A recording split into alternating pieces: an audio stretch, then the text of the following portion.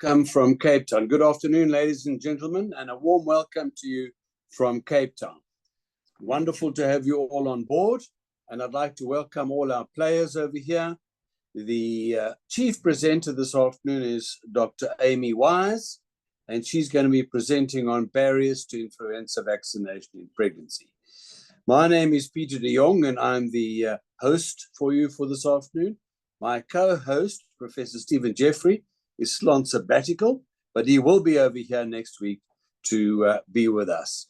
It's a great pleasure to present Amy Wise, who's sponsored by Sanofi, and the Pelvic Floor Foundation of South Africa Wellness webinar is all the richer for having Dr. Amy Wise with us this afternoon. The handsome chap in the middle over there is Dr. Lawrence de Blanche, and he is on behalf of the Sanofi organization, who are the sponsor. There he is. So, yeah, he's looking chipper this afternoon, and he's going to be the other host, speaking on behalf of Sanofi, who are the sponsors this afternoon. Before we start our presentation, I'd like to thank the sponsors and Amy Wise for the time they've taken and the trouble they've taken to be with us this afternoon. And we're going to be playing out with a video by Sanofi before the presentation that our technician, Karen, thank you very much, Karen, is going to be assisting us with. So, Karen, if you can roll the video, please.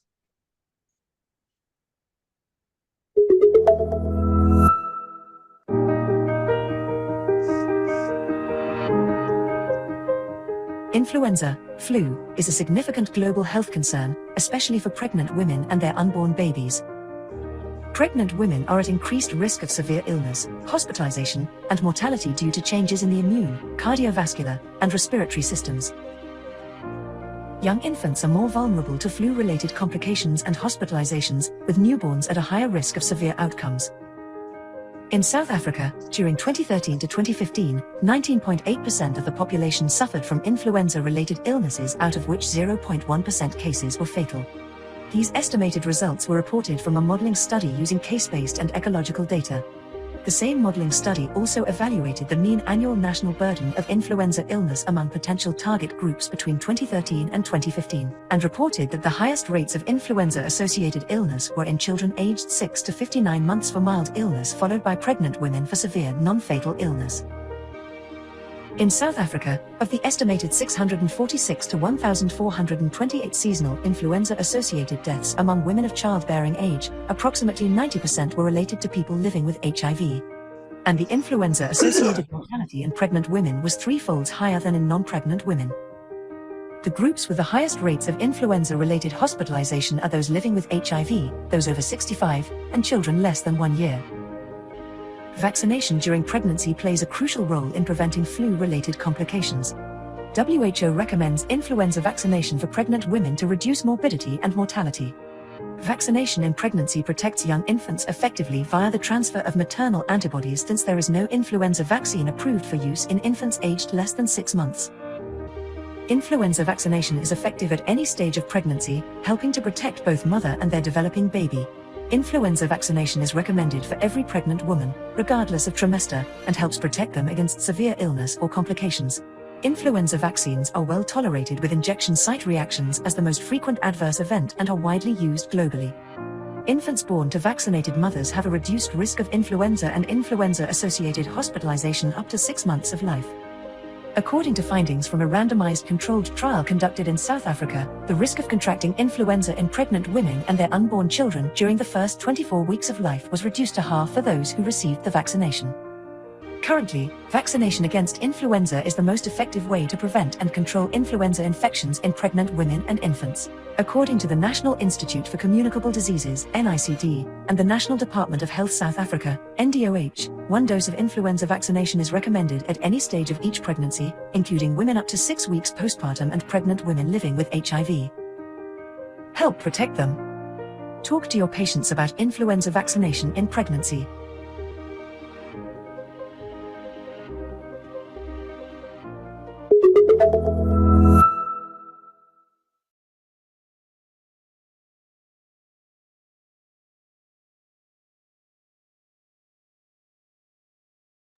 Sorry, doctor, you're on mute. Sorry, doctor. You're on mute.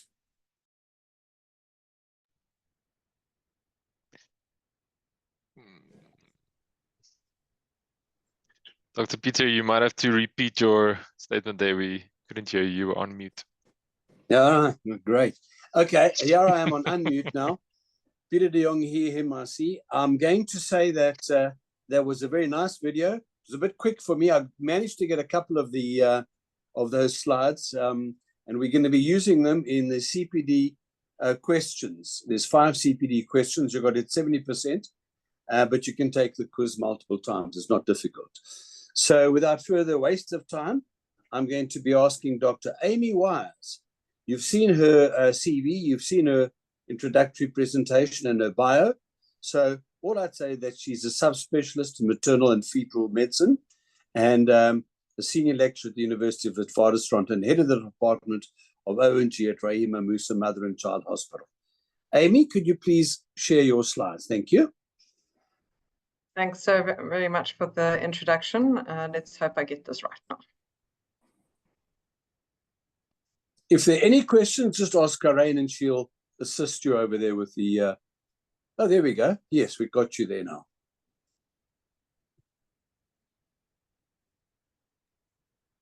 You just want to go into presenter view. Perfect. Right, Yeah. are you all able to see? Okay, so I think that little video was a quick whip through of some of what I'm going to highlight this evening. So thank you very much for the video and the little graphics, which were great. So my focus really was on overcoming those barriers to influenza, vaccination and pregnancy, and the role really of the obstetrician and gynecologist in advocating for vaccination. So I'm just going to get rid of that, sorry. Right. So just the disclaimer side from Sanofi, and thanks very much for their sponsorship of this evening. It is very grateful for it. So as the burden of disease, maybe just a little bit slower than that, the annual influenza epidemic has 3 to 5 million cases of severe illness globally. Just hang on, I'm just going to...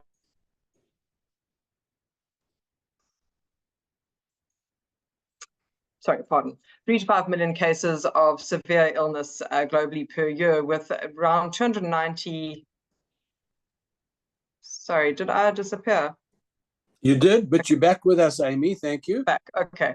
So 290,000 to 650,000 deaths globally. Within South Africa, for our inpatients with a lower respiratory tract infection, 14% of them are thought to have influenza or 25% with an influenza-like illness. Severe non-fatal illness ranges about 1,550 per 100,000 individuals, with deaths being 80 per 100,000 individuals, for especially those under a year. So it really does hit that age group particularly hard. Within South Africa, it was noted in a slightly different way in that video, the relative risk of a pregnant patient compared to a non-pregnant patient of dying is 2.8. And we certainly saw that during the epidemic that we had of influenza a couple of years back, which I think sparked an interest in vaccination in pregnant women. It must be noted, though, that 90% of those patients were HIV positive. Our current burden of disease for HIV in South Africa sits at about 27% of our antenatal population. So it really is a huge concern to us that that particular population, pregnant and with HIV, really should be offered the vaccine every year during the flu season. So maternal immunization in women living with HIV, the maternal influenza vaccination during pregnancy decreases maternal and neonatal morbidity, we know, and that's for both women with and without HIV, and prevents the disease within their infants. There is a trend for a high incidence of hospitalization for influenza lower respiratory tract infections amongst infants who are exposed but uninfected, compared with unexposed, uninfected infants. So just the fact that you are born to a mum who was HIV positive does put you at a higher risk. The immunogenicity is lower for the trivalent inactivated influenza vaccine in pregnant women living with HIV. There is a lower seroconversion rate and lower persistence of the influenza antibody, but that doesn't mean that it doesn't work at all. It is still very important to vaccinate them.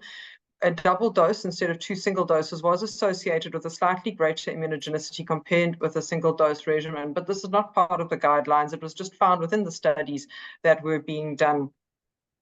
Amy, sorry, can you just go back? You don't mind me just asking if you can just Absolutely go back once? That's it. Now, trivalent inactivated influenza vaccine, is that the one we usually use? Trivalent, does that mean against...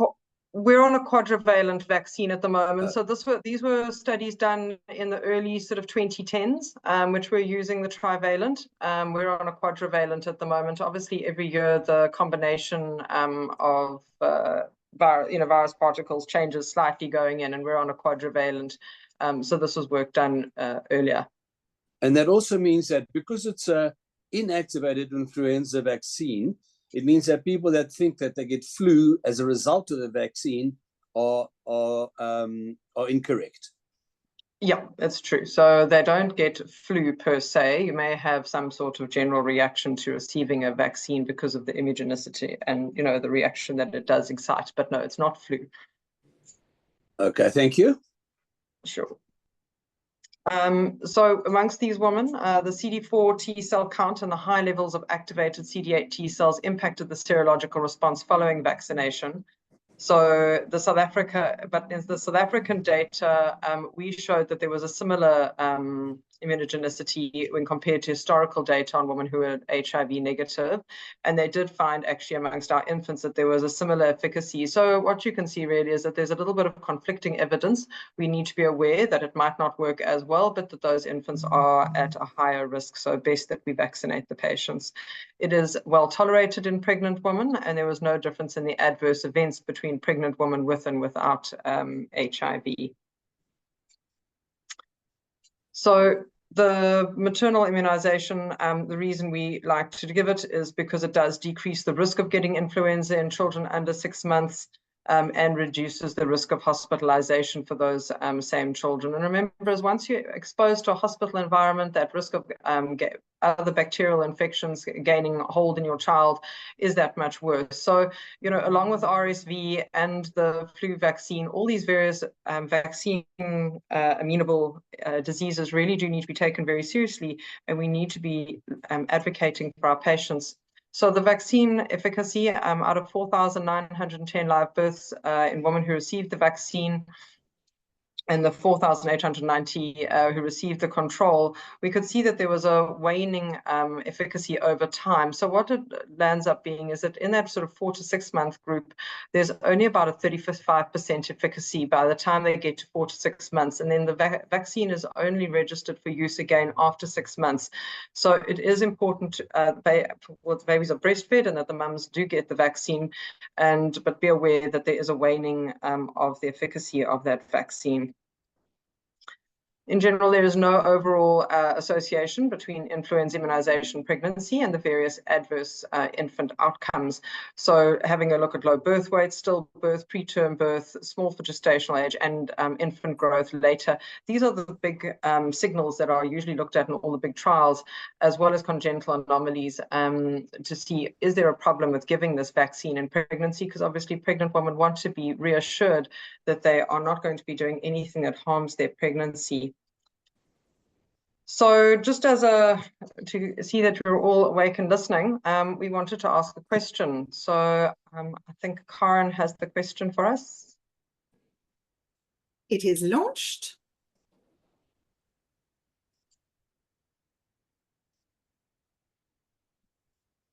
Oh, it says I can't vote.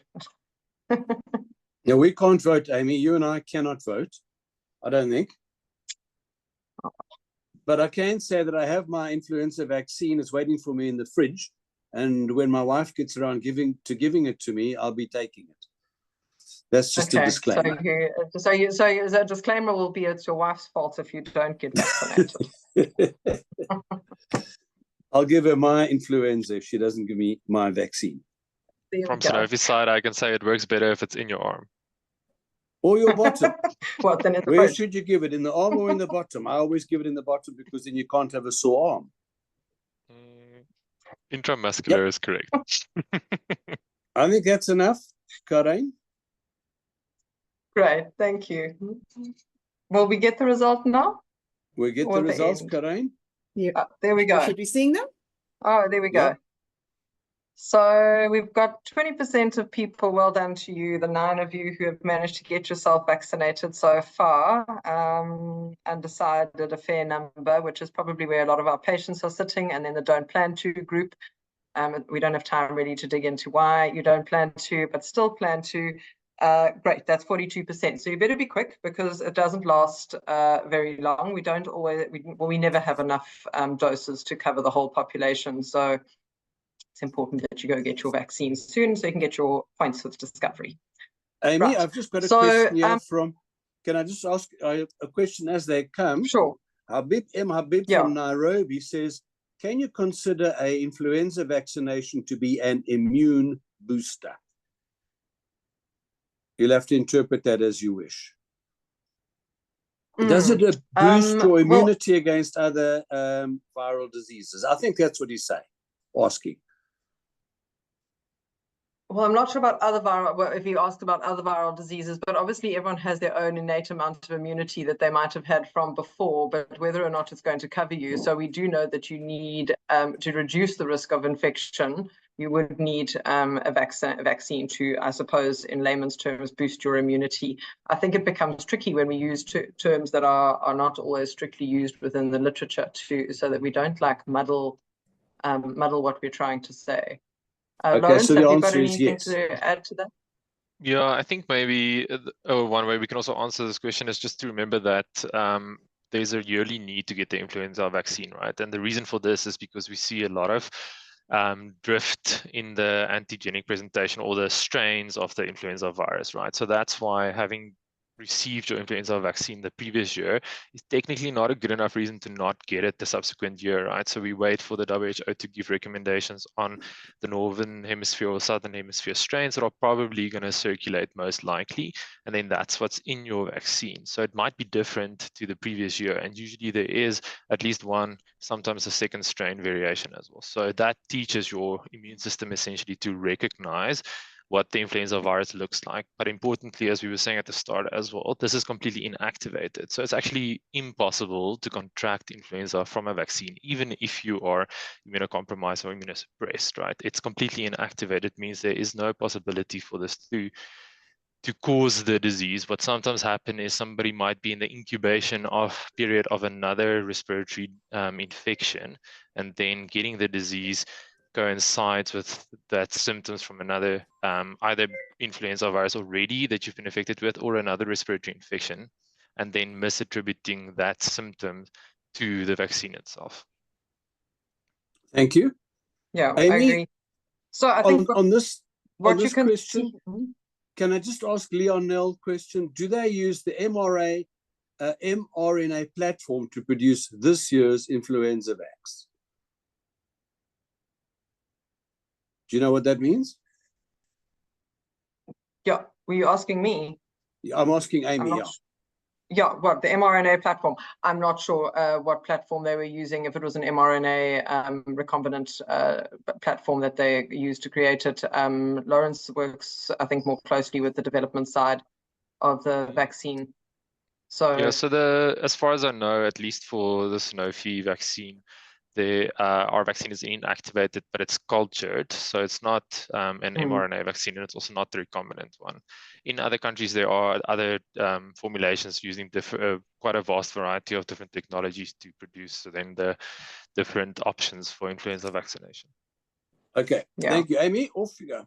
No problem. So I rather like looking at these graphs. They're quite fun. So this is from the National Influenza Center. So all the different countries, there are 139 of them, report their data to FluNet, which then puts it together so that you can see the changing patterns of the influenza. And I mean, there are so many influenzas on the right-hand side there. You can see all the various versions that were coming up through the year. And as Lawrence was saying, whatever was happening in the Northern Hemisphere in the last season now then goes to informing us what we should be putting into our flu vaccine for the Southern Hemisphere. So there was that huge spike there back in July 2023, which you can see was largely attributed to influenza A. And my glasses are not on, so I cannot see which little A it was. So you can see there's a very high peak there, and then it peters down across the rest of the year. So I then took a slightly closer look at it. So we look at just the beginning of this year and only looking within the within South Africa. Much lower number of cases you can see there. If you look at the left-hand side, we're looking at only about number 10, but there's a change in the pattern as we move across the year into April of this year, where we've now got an influenza B predominating away from the influenza B, where the lineage has not been yet determined, as opposed to what was being seen earlier in the season. And certainly what I'm hearing is that there is quite a bit of illness around.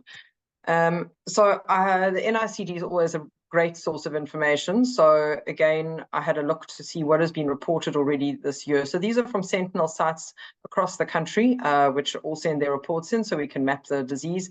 So far, they had recorded 81 cases of influenza. That was by the 7th or so of April, and then I rechecked again this morning and they've got another 11 cases, so it's up to 92. So it really is starting to rise.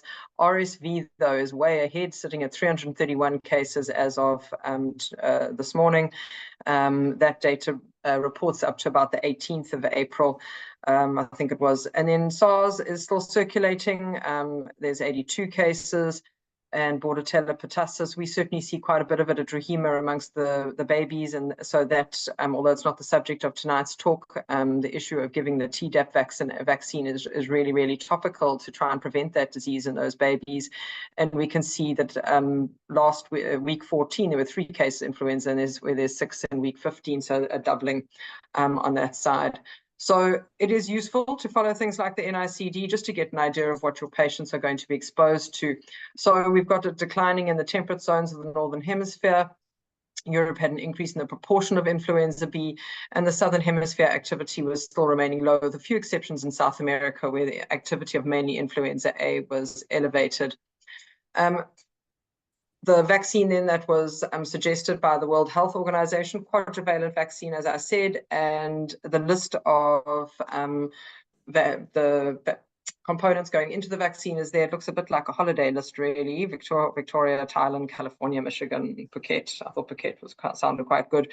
But anyway, all of that will go into the vaccine to help us for this next year. So the indications, as per the companies, prevention of influenza disease caused by the 2 influenza A virus subtypes and 2 influenza B subtypes are contained within it. Active immunization of adults, including pregnant women and children from 6 months of age and older, and passive protection then will be for the infants from birth to less than 6 months of age following vaccination of pregnant women. So it is explicitly laid out in the package inserts. So as a scoping review of the reasons, though, for and approaches to non-uptake of pertussis and influenza vaccinations in pregnant women in United Kingdom and Ireland, and what did they find? So the things that affected: awareness and acceptability of vaccines, healthcare professional factors, organizational initiatives and awareness campaigns, the ethnicity, the socioeconomic status and information interpretation of the recipients, and factors surrounding your pregnancy all affect the vaccine uptake. So the awareness and acceptability, safety, trust, a concern regarding effectiveness and the need for information. There's a low awareness of vaccination, especially maternal, belief that vaccination was unnecessary due to perceptions of low risk of infection, illness, and death, high information needs, and needs are best met by familiar healthcare professionals. And this is a theme which runs throughout my talk, all the research that's done. People who can address their concerns, communicate risk whilst taking into account factors regarding health, individualism, and gender roles. So common barriers to vaccination and pregnancy: concerns about safety, the side effects and the harm. They're perceiving themselves not to be at risk of the disease. Your young, healthy population, they're in their first pregnancy, they're in their 20s, they don't see themselves as being someone who's likely to die. Belief that the disease is not serious. Everyone gets the flu every year. misconceptions that the vaccine causes disease, illness, death, or other negative outcomes, a fear of needles, and no provider recommendation. Receipt of a healthcare provider's recommendation was the factor most frequently reported as a reason for vaccination among pregnant women. Amy? Yes. Oh, sorry. I wonder if you can just go back one. Sure. Now, we saw in your first question the very interesting figure. I think it was around about 40% of doctors, or at least people on this webinar, thought that they would not be having a vaccination for various reasons.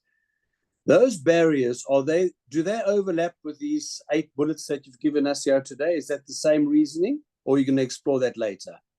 Well, I don't think I've found anything which I think they will overlap. I think intuitively all of us think that they'll overlap. If someone doesn't want to take it for themselves, it's unlikely that they're going to be a great advocate for it.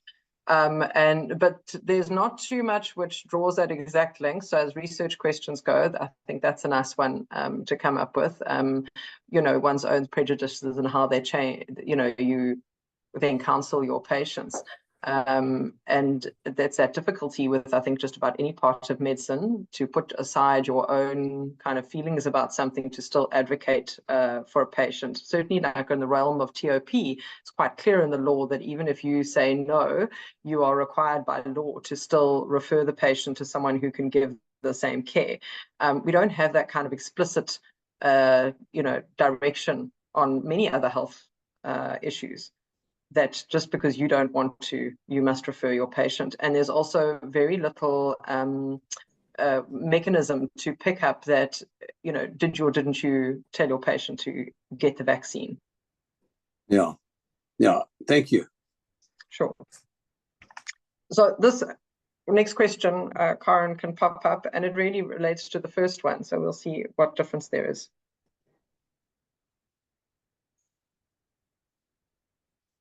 And I can say yes for this one. I can also say yes. There we go. Two out of 2. Lawrence? 2 disclaimers. It's a yes. A yes for me. There you go. Because he gets his free. Yeah, I would say I got it basically because they came into my antenatal cubicle where I was working and said, do you want it? And I said, so long as I don't have to move. So then they jabbed me. But fighting with Discovery for my points was quite hard, because I had to get them to believe that the little box that I had afterwards was, genuinely mine. Anyway, I did win. I did get my points. Okay, Karen, I think we've got the answer. Oh, that's interesting. That's very interesting. 1/3 versus 2/3. Obviously, I'd like to dig more into why 1/3 versus 2/3, but I suppose it's telling them going ahead. Everyone will have to think about what they're going to do for themselves and for their patients. Great. Okay.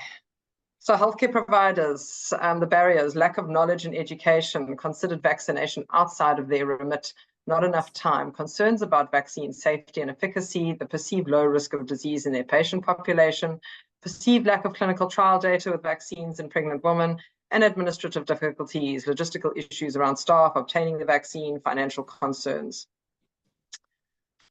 So a lot of the work then has looked at vaccine effectiveness and people's perceptions versus vaccine safety. What is it? How does it differ if you're in a high income versus a low income area? So the graph there shows vaccines are effective.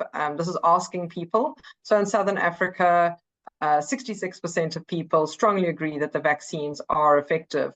But you can see other areas like East Asia, there is 44% that they agree that vaccines are effective. So worldwide, it's around 63%. So it's not a very high confidence in it. At the same time, when it comes to safety as well, there are areas of the world where people certainly do believe that they are safe. Around 8 out of 10 people, so about 80%, believe they are safe.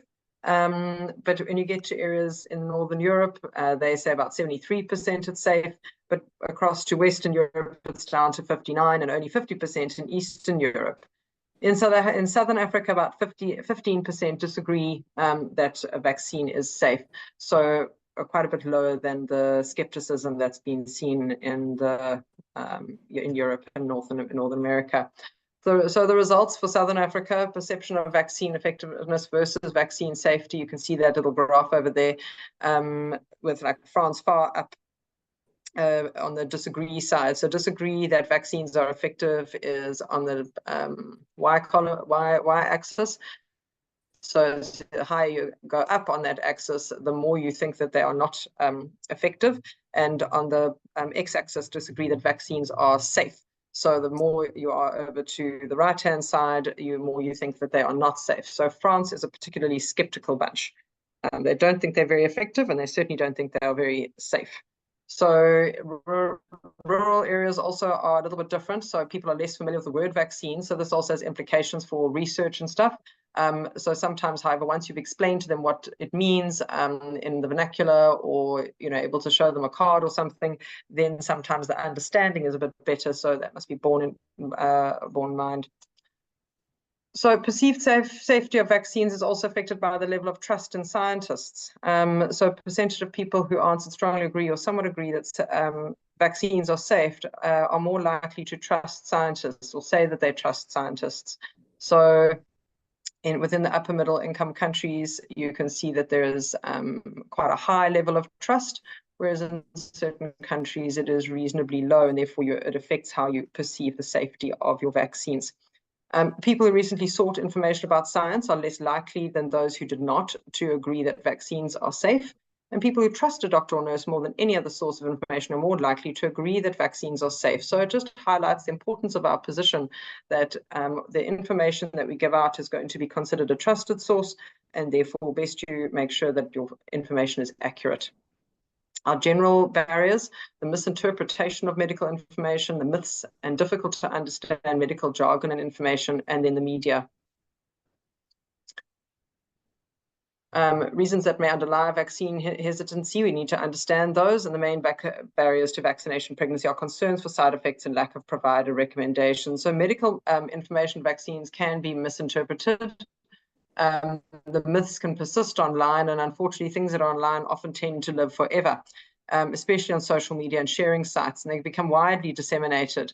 So headlines coming from the USA, fact-checking section, which investigated various claims. So you can see all the fact-checking that they've had to do. This was especially around the time of COVID, whether or not these vaccines caused problems, and whether or not it causes miscarriages or menstrual changes. And there was quite a, thing in South Africa at one point where someone put out a statement, and it's so difficult once these things are out there to try and dampen them down. So especially people in power and areas of authority or positions of authority need to be very careful with the way they present information. This is a nice graph which just shows what happened. The Japanese Ministry of Health suspended proactive recommendations for the HPV vaccine after unconfirmed reports about adverse events appeared in the media. So these knee-jerk reactions, and it just crashed the number of people who are taking the HPV vaccine, which there is a lot of safety data and a lot of good data to show how effective it is at preventing cancer and other HPV-related illness. And it just about wiped out the number of people taking it completely. Amy, yeah, can you just go back to that Japanese? There we go. Do you have any idea what happened after 2000? Afterwards. Did it recover? No, unfortunately, there wasn't. I didn't see the graph afterwards. You see, this was published in about 2015.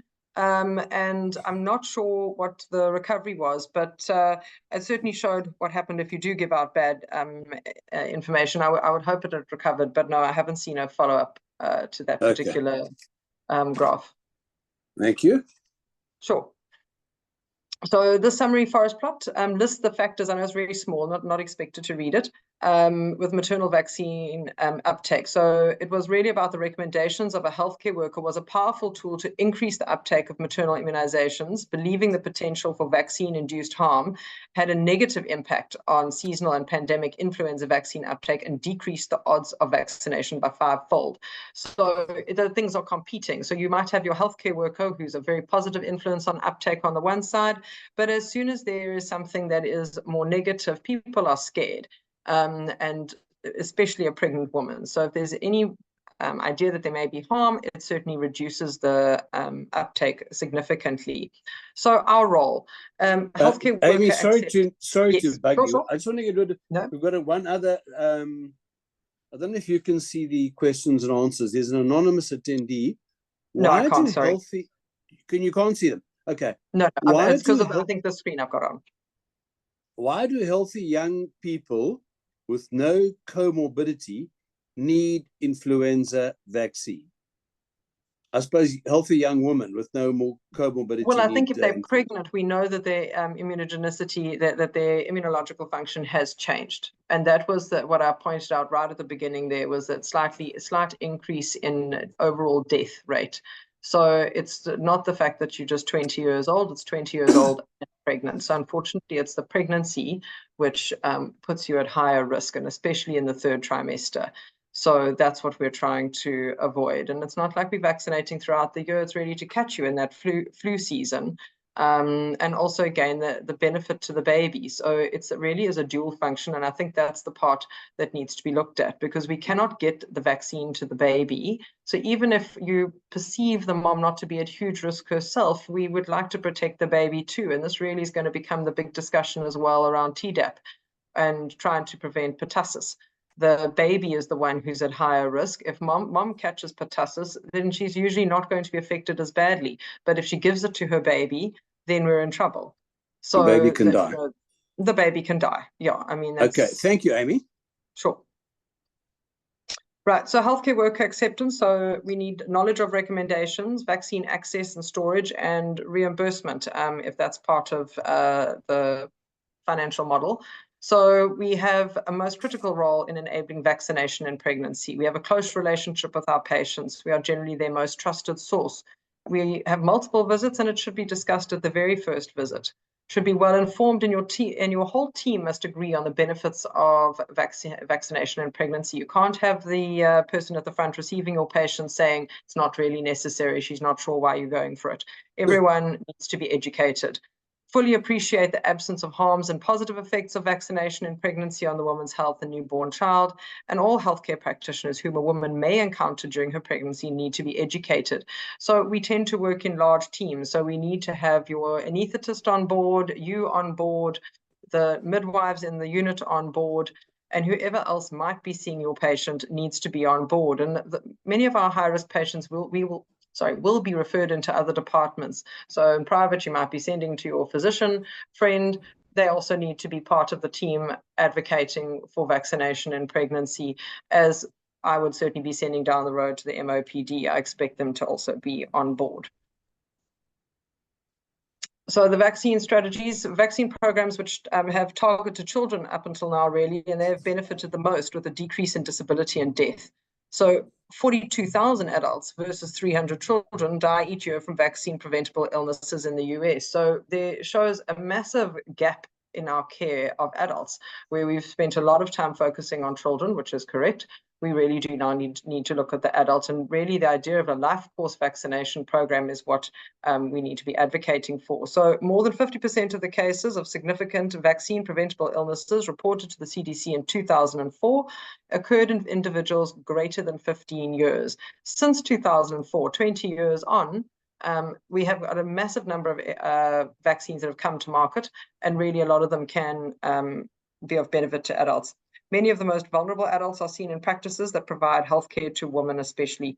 So vaccination services have also not always been historically part of OBGYN care, and it is something that we're trying to address, both at sort of a university level, ensuring that it's coming into our teaching, and as well throughout our specialty and subspecialty training, and then obviously webinars like this, trying to incorporate it in the educational platforms.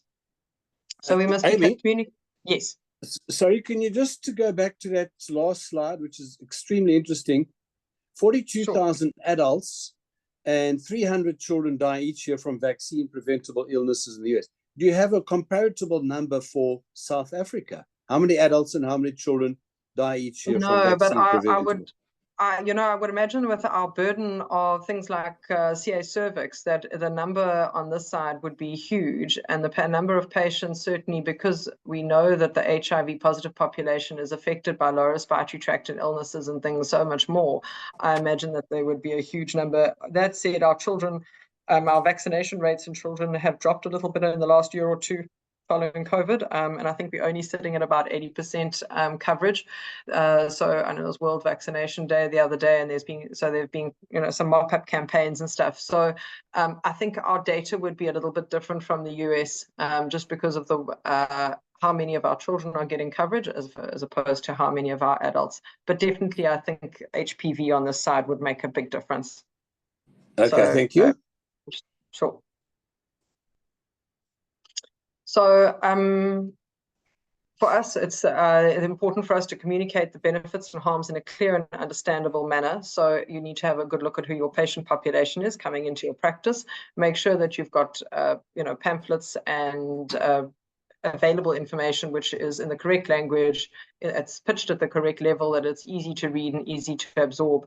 You should be complementing the clinical advice with data, highlighting the risks of the disease and the benefit of the vaccination. And really, I think pregnant women are usually driven by the need to protect their children. And so I think focus a lot on what the benefits are for baby. There are many, many pamphlets. This one as well is quite a nice one, giving simple, clear information about the flu vaccine in pregnancy. So last one, question 3 from Karen, thanks.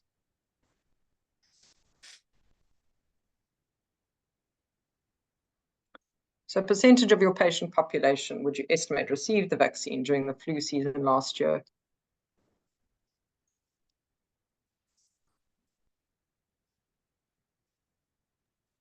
While we wait for the answer, I can just also share from the NICD modeling study that was done in 2013 to 2015, they estimated about over 11,000 cases of influenza that were fatal. So that gives you a bit of an idea of the mortality associated with influenza.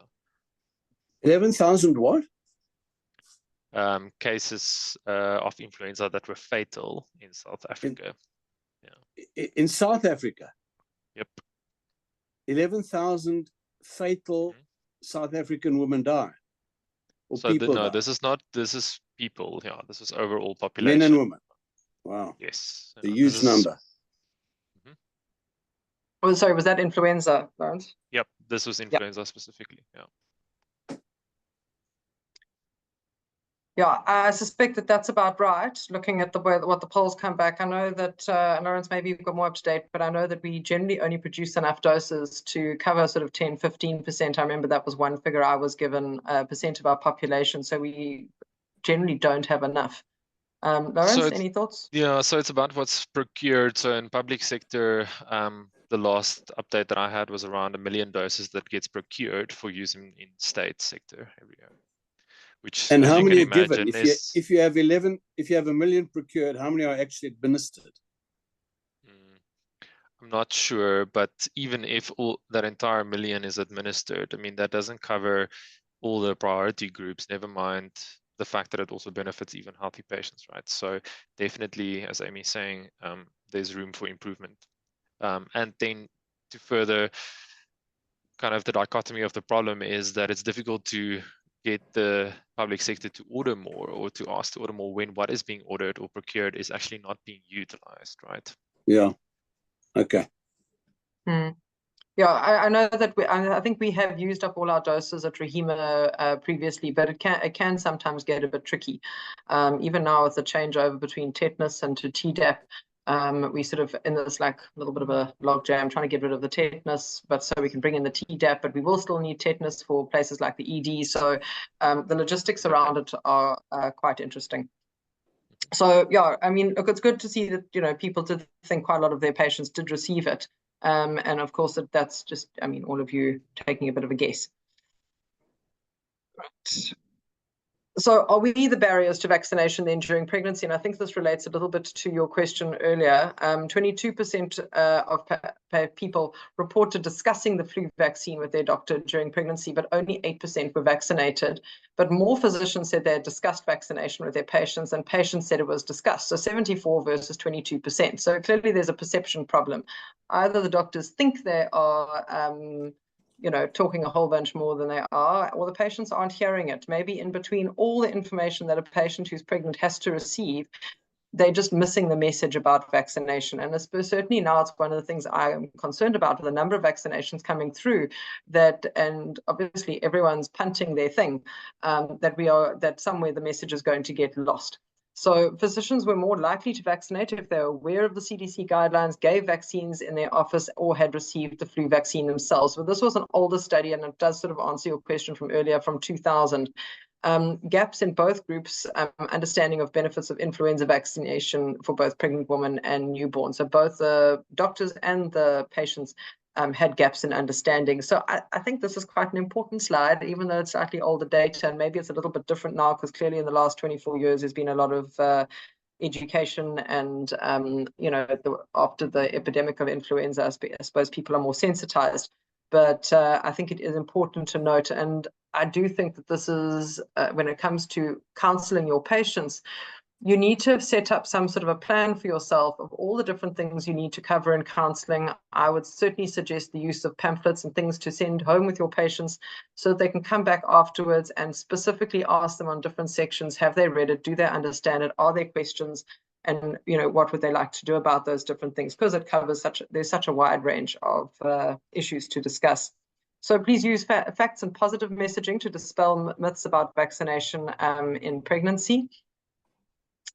Sorry, that's the TDAP, isn't it, Amy? That last slide. Yeah, this one is about, this is TD. This is just one of the posters from TD. It wasn't a South African poster, as I recall, but it really is just about having a very clear message to people, rather that you don't want slides or posters that are too busy, have too much information, because it makes it difficult for people, especially if there's language issues and stuff, to take in. So it needs to be quite clear. You give the TDAP in the state sector, do you, nowadays? They've just rolled it out now in January. So we are busy in the middle of procuring, and we haven't yet started at Rahima, but other local clinics I've started to see the patients coming through. It's on their cards. We've had a couple of discussions about it, the concern being just like, how will we record it properly and various things, but those are logistical issues that we're going to be looking at. But definitely the TDAP's coming, and so I suppose it'll be interesting to look at the uptake over the next while, because it's just going to replace the tetanus vaccine. Because it's important for us in the private sector, I do both, to say, listen, if you're a critical care hospital, you would actually be getting free TDAPs. Don't you want it over here if it's covered by the medical aid? So it's a powerful argument to extend to patients that are unbelievers. Oh, I agree totally. So the new maternity care guidelines are onto, I don't know which version of it now. They haven't been fully released, but they do have TDAP specifically in the new maternity care guidelines for South Africa. And certainly, I think anyone who's in ONG, should have a look through those guidelines and make sure that their practice, at the very least, and I'm talking about private practice, does cover everything that is offered within state, and then whatever extras you're able to add on top of that. And certainly the vaccination is very important. Can I just log off on some of these questions, because I don't like them to sort of accumulate. Leon L says, where is the data on COVID vac safety in pregnancy? And a short answer. Yes, they're safe in pregnancy, and they reduce the risk of complications like preterm labor and things like that. So because we know that if someone gets sick with any kind of an illness, any kind of a fever or anything, they're at an increased risk of adverse outcomes in their pregnancy. So overall, it is positive for your pregnancy. Okay, Dr. Gwanzura says, is the flu, I suppose it means influenza, a big problem in the Southern Hemisphere, focusing particularly on sub-Saharan Africa compared to Northern Hemisphere? Where's it a bigger problem? North or south? The flu? The rates. Lawrence, any idea on the rates? So it's difficult to compare. I mean, influenza is something that we see across the globe, right? So differences we do see is in the strains, right? So Amy was also sharing earlier around influenza A being seen to predominate more in the Americas and in South Africa. And if I might be incorrect, but I think more in Africa, it's more the influenza subtype A, whereas in Europe, you actually see more cases of subtype B. So there's differences in that. And then also in terms of your seasonality, you have differences based on countries that are closer to the tropics where there's not clear differentiation between seasons. Then you might have influenza also circulating more consistently throughout the year. But in terms of overall burden, it's we'll have to look at global surveillance to make that kind of comparison. Okay, so it depends. Stavros Stavridis, hi Stavros. How does one explain vaccine hesitancy to medical professionals and proliferating disinformation? Can you give us a quick answer for that, please, Amy? For vaccine hesitancy. So in doctors and how do we proliferating prevent it? How do we disinformation. prevent it or describe it? So I think I vaccine think hesitancy. he says explain it. Explain vaccine hesitancy and why we've got it. Well, I mean, hesitancy just is the fact that you are not keen to obviously take the vaccine. But why have we got the vaccine hesitancy? Maybe because a lot of the older doctors, it wasn't part of our core curricula. It's the stuff that we grew up on in medical school. So it wasn't part of our general background. It's all a lot of it newer information. I do think some of the stress and everything around COVID and the vaccination there was difficult for all of us to deal with.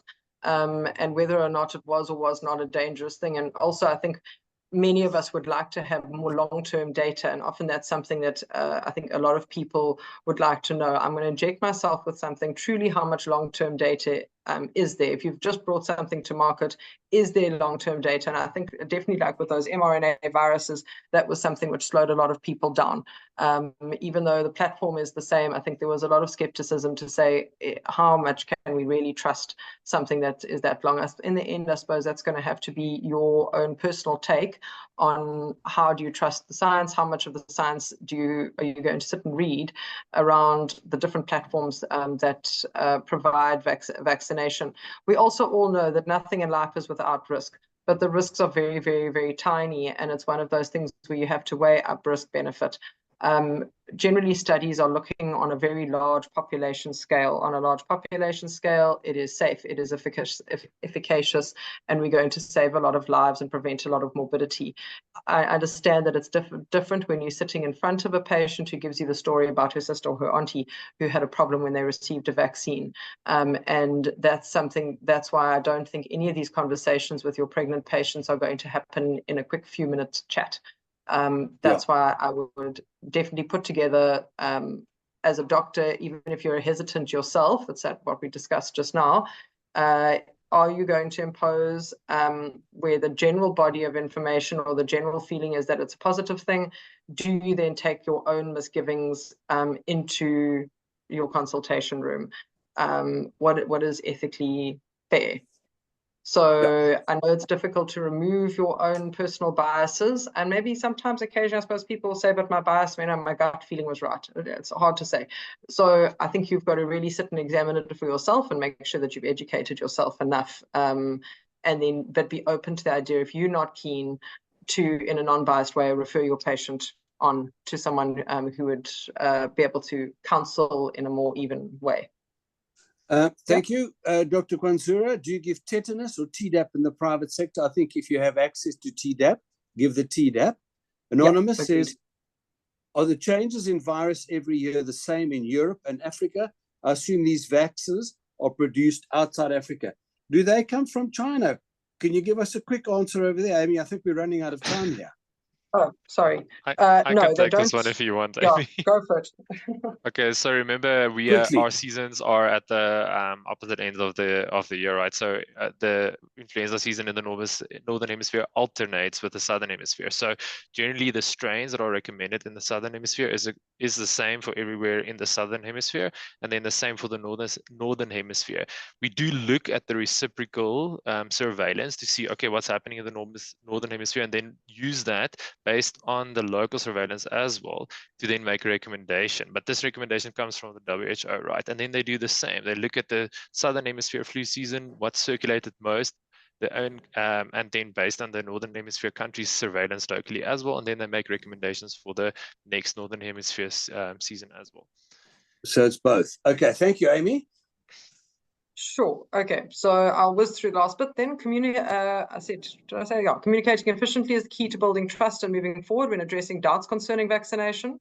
Corrective information is generally effective at reducing misperceptions, both for the misconception that influenza vaccine causes the flu, as well as the misinformed concerns about its safety. Emphasize the facts and avoid repeating the myths. Reinforcing the correct facts instead of repeating myths when correcting people. Repeating myths when correcting people is not helpful, as it makes people remember them more. We must have a simple, brief rebuttal, and less is more. It's probably the same for my slide. Right. So strategies that can increase the uptake of vaccination: one-to-one information, education during antenatal appointments, posters and information leaflets, information on safety, efficacy, and when to offer and receive vaccination, distribution of the material in antenatal care facilities, education sessions for all staff, please. Reminder alerts for prompt conversations about vaccinations, and midwives providing vaccinations.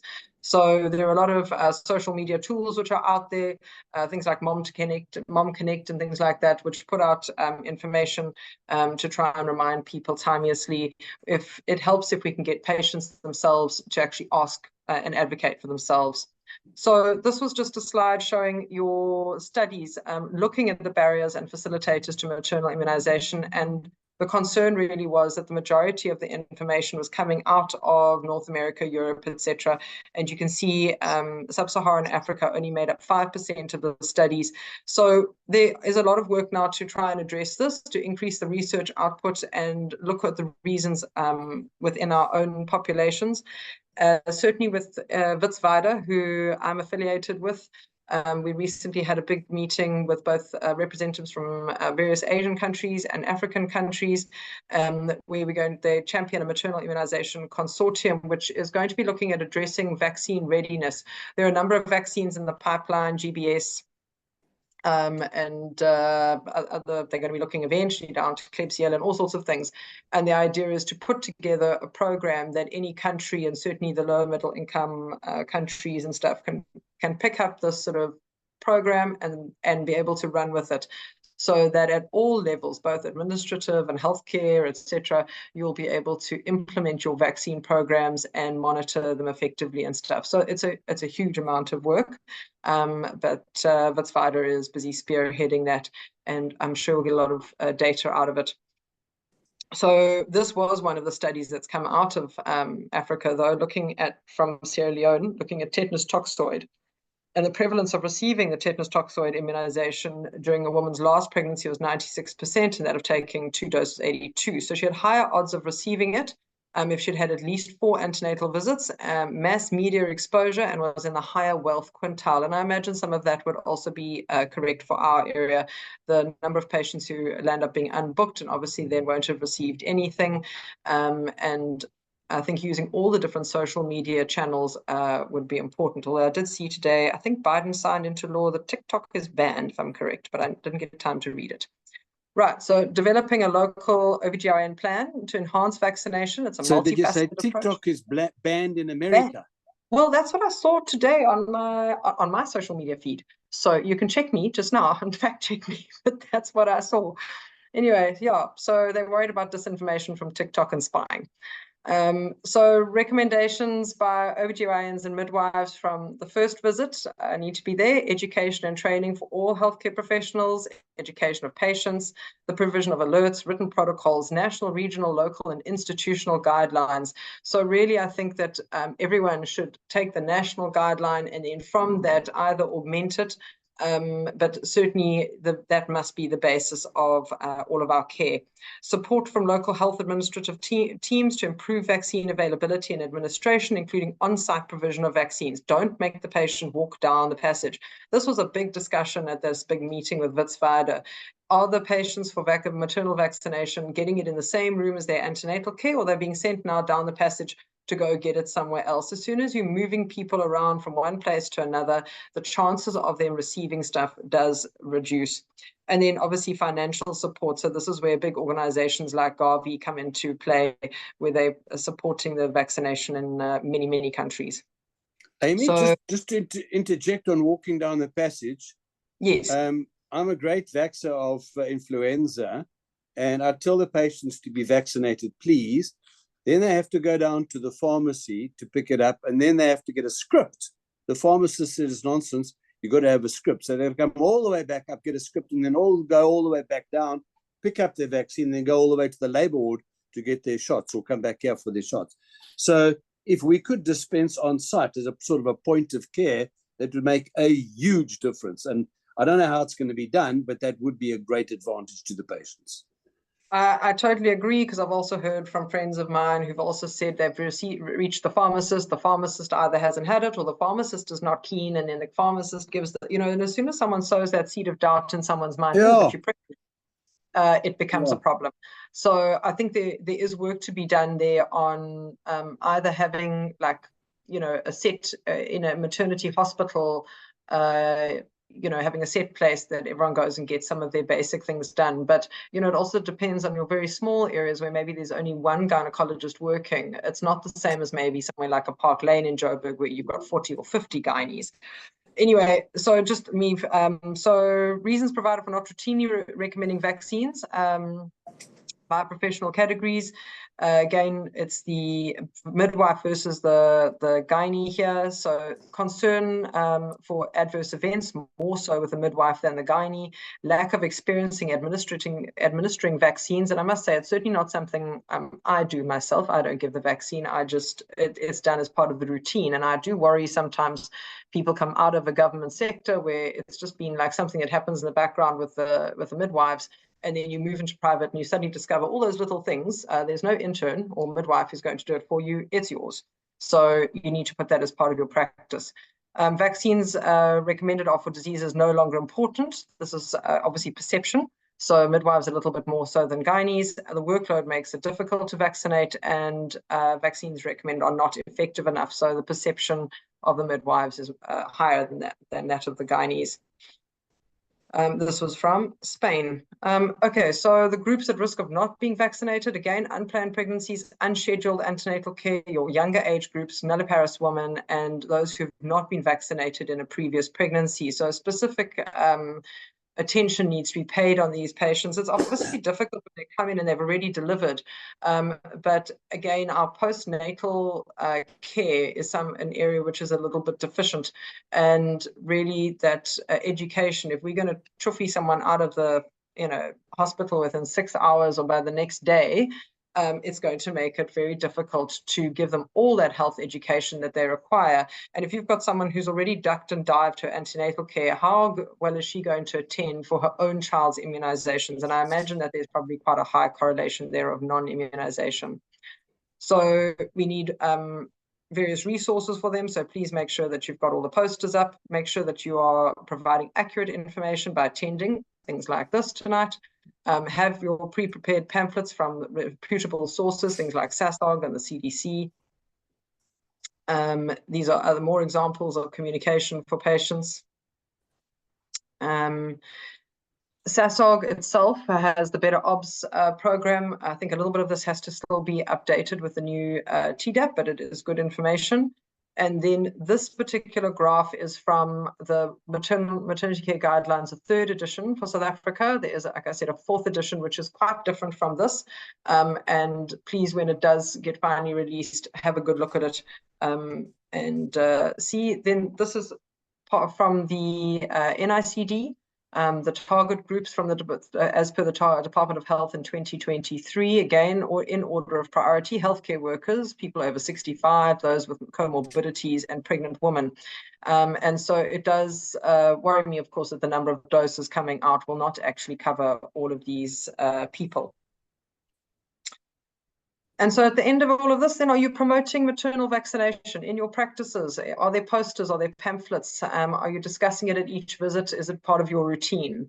Are you ensuring it that in handheld notes, there's a place for the record of vaccination? And will the patient actually be able to carry that record of vaccination with her into her next pregnancy?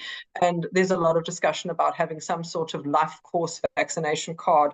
It'd be great if everything becomes digital eventually, but in the meantime, we really need something to record, because as the girls start coming through with HPV vaccination being done, very difficult to get that information out of them if they haven't had it recorded on some sort of a card. You need to enable access in your work environment. Everyone is sensitized and that the vaccine is available and can be administered. So please get your flu vaccine and stay healthy this winter. Thank you very much indeed. Amy, it's been wonderful to have this talk. You've done a wonderful job. And on behalf of Sanofi as well for sponsoring this, thank you very much. Lawrence, I'd like you to have your rep call around me and with a couple of posters and pamphlets under his or her arms. And then finally, I think you should visit the pharmacies, because this business about pharmacists sending people back up over here saying vaccinations and pregnancy, oh, you're pregnant, we can't touch you. Yeah. So that's all nonsense, and it's all about education. You did mention, Amy, that GBS disease, and next week we have obstetricians working to prevent early onset GBS disease in the neonate, and that is being presented none other than Professor Fulstier, who's the cleverest gynecologist in the world. So on behalf of the Pelvic Floor Foundation, what's that? Do you agree with that, Amy? Or is it... Oh yeah, he's a fantastic speaker. I'm sure it'll be a great talk. Really, really great. It will be short and to the point as always. So thank you once again, Lawrence, for your input and that of Sanofi. It's been wonderful having you, Amy. I look forward to meeting you again in SASOG, and everybody should be attending there if they can manage. And good night. We've just gone off and through all those that answered questions. Thanks very much. Just sorry, Dr. Dion, just one thing. Sorry, Yep. Just one thing. Dr. Amy Wise did allow us a copy of her presentation. So if anyone does want it, they're more than welcome to just email info@pffsa.org and we'll send them a copy. Corinne, as always, a great thank you to you for all your work and presentation expertise. All the very best, safe home, and see you on this platform again next week. Same time, same place. Good night. Night. Good night. Thanks. Cheers. Bye. Bye.